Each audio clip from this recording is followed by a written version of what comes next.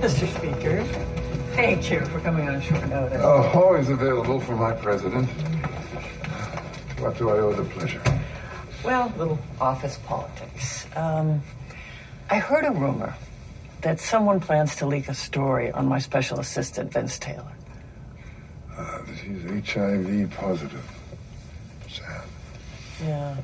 His health is fine, thank you. But this is a private matter for him, and I would hate for it to become public.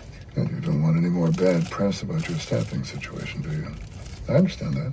Right, I'm sure you do. I also hear rumors that this information was obtained by an insurance lobbyist illegally accessing private medical records. Yeah, the way I hear it, when he was younger, his parents took out a restraining order on his gay lover. I mean, anyone can dig that up, follow the clues. People make mistakes when they're young. But if they go into politics, those mistakes can come back to haunt them. You know what they say?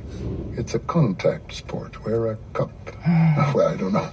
Whatever you'd wear, the chest protector or whatever. You may want to put on a cup for this. They're trying to make segregation a dirty word. But segregation is the word of God.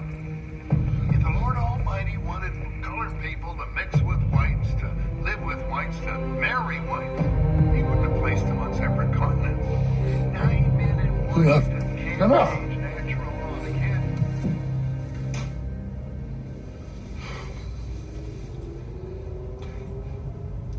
If it was your intention to humiliate me, you have succeeded.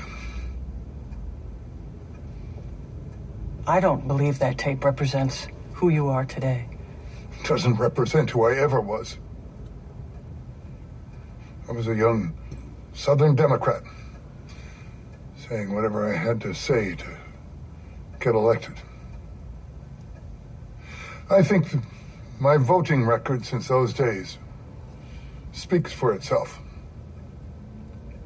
But if that were to get out, it would represent who I am.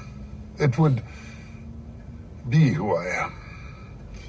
But you know that. It doesn't have to get out. Nor does the information about your special assistant. The old days, we used to call this mutual assured destruction. If memory serves, you were a big proponent of that policy.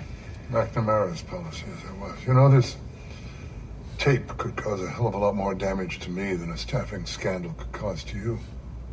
Why hold it back? Maybe I think the country doesn't need another scandal right now. Maybe you want to have something to hold over my head. Mr. Speaker, after all that we've been through now, I was hoping we could put aside some of our differences, become friends. This is Washington, D.C., Madam President. There are no friends here.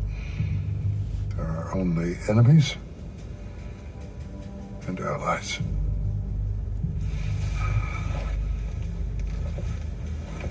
This will not put me in your pocket,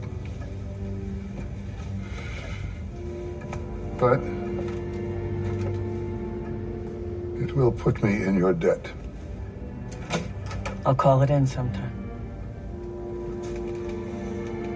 I don't doubt it.